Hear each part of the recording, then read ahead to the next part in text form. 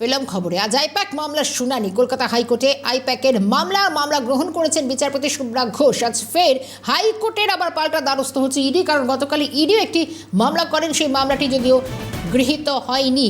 আইপ্যাকের দায়ের করা মামলার আজ শুনানি রয়েছে, সরাসরি নজর থাকবে।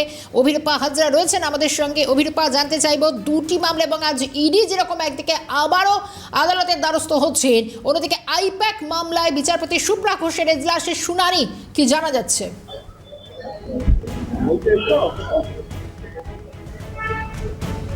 দেখো, গতকালের ওই ঘটনার পর অল ইন্ডিয়া তৃণমূল কংগ্রেসের পক্ষ থেকে বলা হয়েছিল আইপ্যাকের অফিসে গিয়ে, অর্থাৎ অল ইন্ডিয়া তৃণমূল কংগ্রেসের আইটির অফিস আইপ্যাকের অফিসে গিয়ে একাধিক নথি যা নিয়ে নেওয়া হয়েছে। পশ্চিমবঙ্গের এরকম অবস্থায় সাধারণ গণতান্ত্রিক দেশের গণতান্ত্রিক অধিকার নেই, সেই কারণেই এই কেন্দ্রীয় তদন্তকারী সংস্থার অতি সক্রিয়তার অভিযোগ তুলে কলকাতা হাইকোর্টে আবেদন করেছিলেন অল ইন্ডিয়া তৃণমূল কংগ্রেসের পক্ষ থেকে এবং আইপ্যাককে মেনশন করে।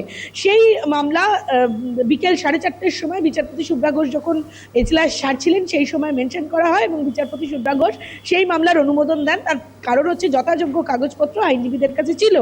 কিন্তু তার আগে ইডির মামলা, ইডির আইনজীবী তিনি দাবি করেছিলেন যে তারা একটি মামলা রুজু করতে চান ঠিক একই বেঞ্চে, এবং বিচারপতি শুভ্রা ঘোষের কাছে তারা আবেদন করেছিলেন যে তাদের কাজে বাধা, পুলিশের অতি সক্রিয়তা এবং কেউ কেউ গিয়ে তাদের সিজ করা কাগজপত্র তুলে নিয়ে চলে এসেছেন। ভিভিআইপি কোনো ব্যক্তি তিনি গিয়ে ওই তাদের সিজ করা কাগজপত্র নিয়ে চলে এসেছেন।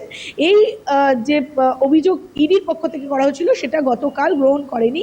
সেই আবেদন, মামলা রুজু করার যে আবেদন, সেটা গ্রহণ করেননি বিচারপতি শুভ্রা ঘোষ। অথচ 4:30টার সময় আইপ্যাক অর্থাৎ অল ইন্ডিয়া তৃণমূল কংগ্রেসের পক্ষ থেকে যে অভিযোগ করা হচ্ছিল তার কাগজপত্র থাকার কারণে সেই মামলা গ্রহণ হয়েছে। আজকে বিচারপতি শুভ্রা ঘোষের ঘরে, অর্থাৎ court number 5 item number 10 all India Trinamool Congress versus ED এই মামলাটি রুজু করা হয়েছে। ফলত এই মামলাটি এই মুহূর্তে বিচারাধীন অবস্থায় রয়েছে বা বিচারাধীন অবস্থায় থাকবে। আর কিছুক্ষণ পরেই বিচারপতি বসবেন এজলাসে এবং তারপর মামলার শুনানি হবে, এবং সেই মামলার শুনানির ক্ষেত্রে নতুন কি রায় দেন বা নতুন কি নির্দেশিকা দেন সেটা অবশ্যই দেখার বিষয়। অন্যদিকে বিচারপতি বসার সঙ্গে সঙ্গেই মেনশন করার কথা রয়েছে ইডির আইনজীবীদের, কারণ ইডির আইনজীবী গতকাল যে কাগজপত্র না নিয়ে এসে যে কারণে তাদের মামলা রুজু হয়নি বা আবেদন গ্রহণ হয়নি, সেই কারণে আজকে যে কাগজপত্র নিয়ে আসেন কিনা, আবেদন করেন কিনা, সেই আবেদন আদতে গ্রহণ করা হয় কিনা, মামলা রুজুর আবেদন গ্রহণ করে মামলা চালু করা হয় কিনা সেটা অবশ্যই পরবর্তীকালে দেখার বিষয়। তবে আপাতত একটি মামলা রুজু হয়েছে, সেটা অল ইন্ডিয়া তৃণমূল কংগ্রেসের পক্ষ থেকে আইপ্যাকের অফিসে গিয়ে এরকমভাবে নথি চুরি, গণতান্ত্রিক দেশে গণতান্ত্রিক কথাকে হারিয়ে এভাবে অতি সক্রিয়তার অভিযোগ তুলে যে মামলা করা হয়েছে, সেই মামলার শুনানি এই মুহূর্তে আর কিছুক্ষণের মধ্যেই হবে কোর্ট নাম্বার 5 আইটেম নাম্বার 10।